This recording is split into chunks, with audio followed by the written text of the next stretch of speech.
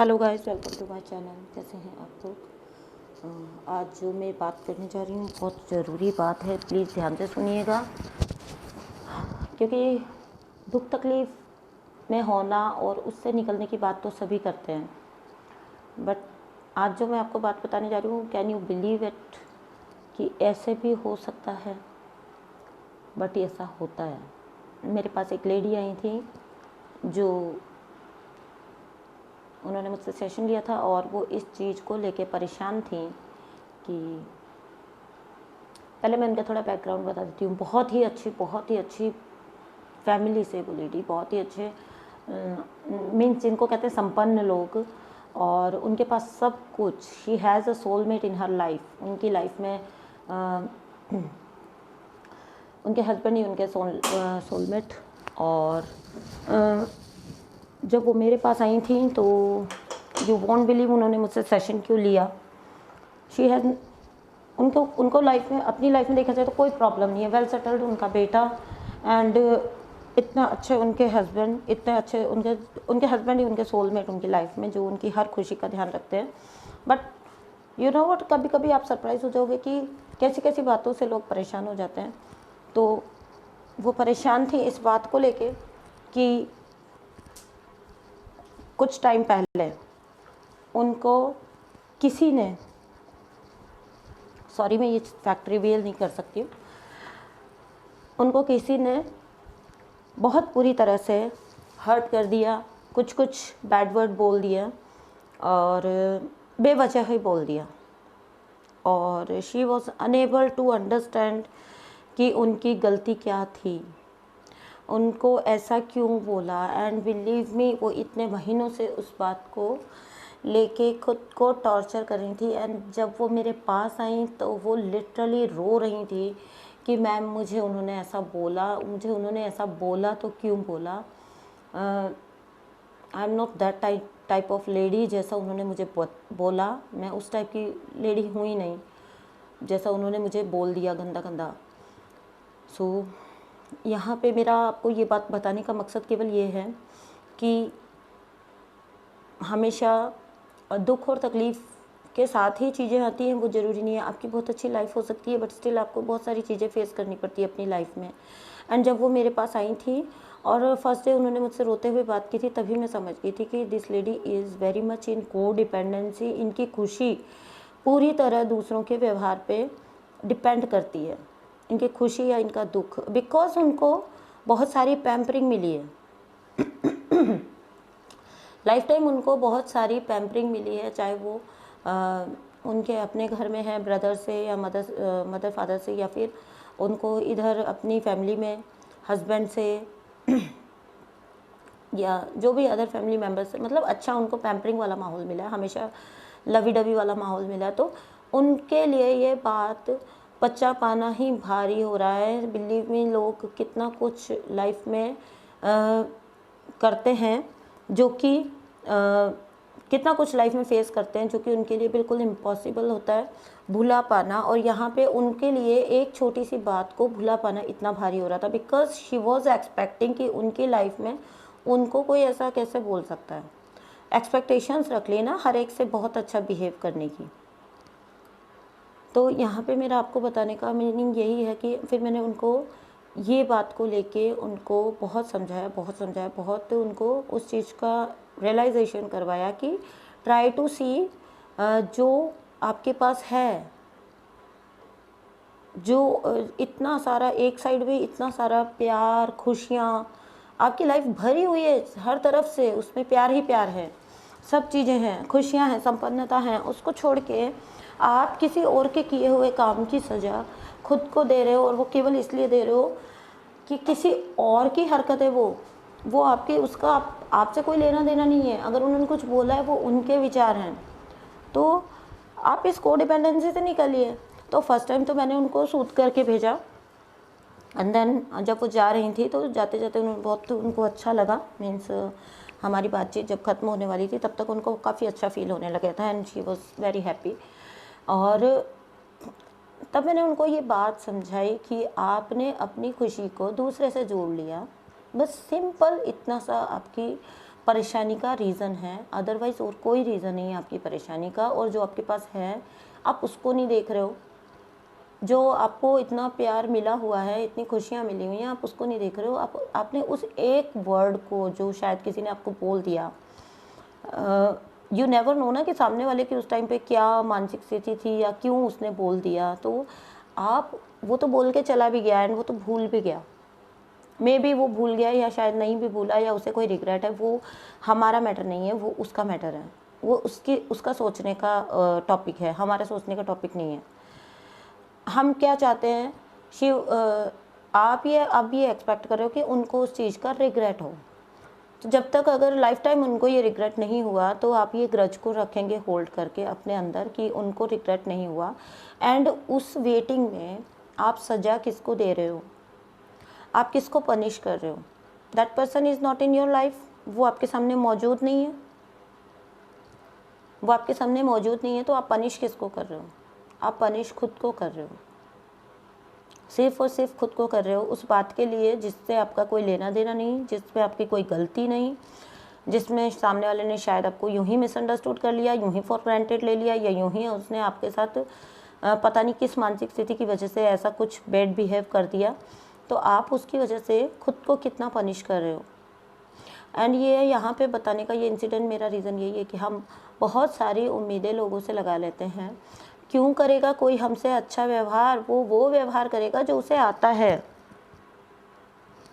हम वो व्यवहार एक्सपेक्ट करते हैं जो हमें आता है, कि हम बोलते हैं कि अरे कोई ऐसा कैसे कर सकता है, मैं किसी के साथ कभी ऐसा नहीं कर। देखिए, ऐसा बोलने वाले लोग हमेशा साथ में ये लगा के बोलेंगे मैं कभी किसी के साथ ऐसा नहीं कर सकती। तो आपके सवाल में ही आपका जवाब है, वो आप नहीं कर सकते हो। सामने वाला पर्सन अलग है भाई, वो सामने वाला एक बिल्कुल डिफरेंट पर्सनैलिटी है, अलग है, उसकी अपब्रिंगिंग अलग है, उसकी चीज़ें अलग है, उसकी सोच अलग है, उसका बिलीफ सिस्टम अलग हो सकता है, वो उसके अकॉर्डिंग बिहेव करेगा। वाई आर यू एक्सपेक्टिंग कि मैं ऐसा नहीं कर सकती हूँ तो वो ऐसा कैसे कर सकता है। एंड जब दोबारा वो मेरे पास आई कुछ दिन बाद, she was feeling very good. मैंने उनको ये समझा के भेजा था कि आपके पास आपकी लाइफ में सोलमेट है, आपकी her husband is damn good यार, बहुत अच्छे हस्बैंड हैं उनके, बहुत अच्छे हस्बैंड हैं उनके, बहुत लविंग, बहुत केयरिंग। सो मैंने उनको बोला कि आप उन सोलमेट की ज़्यादा परवाह करिए, आप उनको अपनी लाइफ में इतना ऊपर कर लीजिए कि आपको, आप अपनी नज़रों में उनको इतना उठा लीजिए कि आपको और किसी का ख्याल भी ना आए। क्योंकि जो आपके साथ अच्छा कर रहा है बिहेव, आप उसको देखो ना, आप उससे क्यों देख रहे हो कि जो आपके साथ अच्छा बिहेव नहीं किया या जिसने कुछ कुछ आपको बोल दिया, जिसने आपको हर्ट कर दिया, आपका सारा फोकस उधर है। एंड लॉ ऑफ अट्रैक्शन क्या कहता है, where attention goes energy flows. तो आपकी सारी एनर्जी आप वहाँ दे रहे हो, आप तब से रो रहे हो, महीनों से रो रहे हो, आप महीनों से रो रहे हो लिटरली उस बात के लिए जिसका शायद सामने वाले को पता नहीं, रियलाइजेशन है भी या नहीं भी। तो जब सेकंड टाइम वो मेरे पास आई, तो फर्स्ट टाइम मैंने उनसे ज़्यादा डिटेल में अदर रिश्तों पे जाके बात नहीं की थी। फर्स्ट टाइम मैंने उनको उस पर्टिकुलर पर्सन के बारे में समझा के भेजा था। एंड सेकंड टाइम जब वो मेरे पास आई, मैंने उनको पूछा कि क्या आप लोगों से एक्सपेक्ट करते हो कि जब आप, वो हमेशा आपको अवेलेबल रहें। She said yes. मैंने बोला कि क्या आप लोगों से ये एक्सपेक्ट करते हो कि वो आपको हमेशा लवी डवी वाला आपके साथ रखें, कभी कभी किसी कंडीशन में उन्हें गुस्सा नहीं आना चाहिए, आपको कुछ हर्ट ना कर दें, वो कुछ भी। She said yes. एंड मैंने उनको बोला कि इवन आपके बच्चे, आप क्या ऐसा सोचते हो कि आपने उनको पाला है, आप, वो आपके बच्चे हैं, उनकी ड्यूटी बनती है as soon as you call them they should pick your phone. आपको उनको ऐसा बिहेव करते होंगे आप अपने बच्चों के साथ जनरली, और फिर उनसे नाराज़ हो जाते होंगे। She said yes, believe me, she said yes.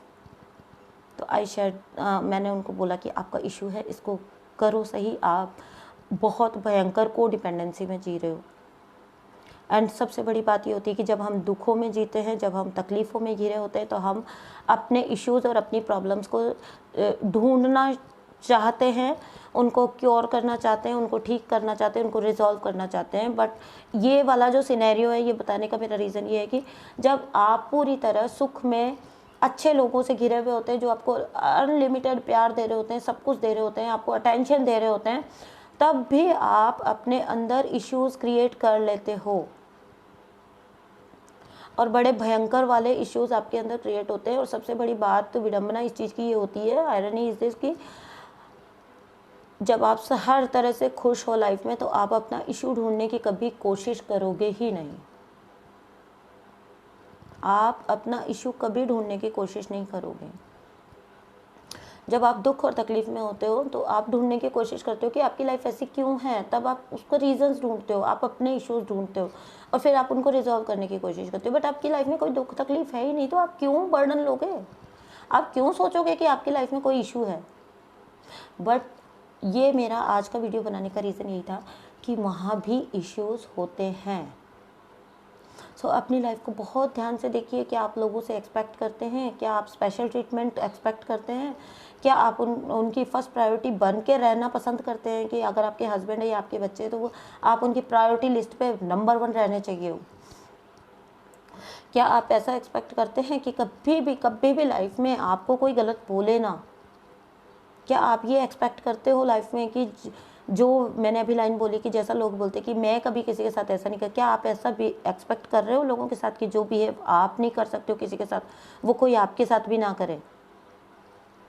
क्योंकि लोग हैं, वो करेंगे। इस बात से कोई फ़र्क नहीं पड़ता कि आप कितने अच्छे हो। वो उनकी अपब्रिंगिंग पे डिपेंड करता है, वो उनके सोच पे डिपेंड करता है, वो उनके बिलीफ पे डिपेंड करता है। जो उनका बिलीफ सिस्टम डेवलप हुआ है साल 10 साल, उनकी भी तो एक लाइफ चली है ना भाई। ज़रूरी तो नहीं कि आपकी लाइफ जितनी पॉजिटिव, जितनी अच्छी, जितना सब कुछ, वो उनके साथ भी वैसा हो। और मोर ओवर उनके अपने कुछ इश्यूज़ हो सकते हैं। सो इन चीज़ों को ध्यान में रखिए। किसी के लिए खुद को दुख नहीं देना। तो जब वो सेकंड टाइम भी मेरे पास आई थी, फर्स्ट टाइम जब वो मेरे पास आई थी, तो मैंने उनको ये कह के भेजा था कि आप जाइए, सबसे पहले उन पर्सन को आप फॉरगिव करिए। उस बात के लिए आपने उनके लिए ग्रजेस होल्ड करके रखे हैं, आप उनको फॉरगिव करिए। एंड देन आप खुद को फॉरगिव करिए कि किसी और की कही हुई बात जिसका आपसे कोई लेना देना नहीं, इफ़ समवन से किसी ने आपको कुछ गाली बोल दी है तो, और आप उसको बार बार अपने दिमाग में जगह दे रहे हो, तो आप एक्सेप्ट कर रहे हो कि आप वो हो जो उसने आपको बोला है। ठीक है, आई थिंक आपको समझ आया। भाई अगर किसी ने आपको कोई गाली निकाल दी है तो आप तभी तो दुखी होंगे जब आप सोच रहे हैं कि आप वो हैं, अदरवाइज आप क्यों दुखी होंगे? जब आपको पता है कि आप वो हैं ही नहीं तो आप क्यों दुखी होंगे? आपका सेल्फ लव, इसका मतलब आप कितना भी आपको सबका प्यार मिला है, बट आपका सेल्फ लव डेवलप नहीं है, आपको खुद पे ही कॉन्फिडेंस नहीं है, आप खुद को वर्दी नहीं समझते हैं। सो यहाँ पे ये ध्यान देने वाली बात है। तो मैंने उन्हें कहा कि खुद को फॉरगिव सबसे पहले करना। आपने एक थर्ड पर्सन की बात के लिए खुद को कष्ट दिया, इस बॉडी, ये जो हमारा टेम्पल है, इसको दुख दिया, इसको कष्ट दिया। आप जो रोती हुई मेरे पास आई हैं, आपकी आत्मा को आप कष्ट दे रहे हो। क्यों? किसी और की बात के लिए क्यों? वो उनका सोच थी, वो उनका पर्सपेक्टिव था, सोचने का तरीका था, नज़रिया था, उसका आपसे कोई लेना देना नहीं है। Okay, so this was the video for today. I hope ये आपको कुछ हेल्प करेगा ज़िंदगी को समझने के लिए। So thank you so much, bye bye.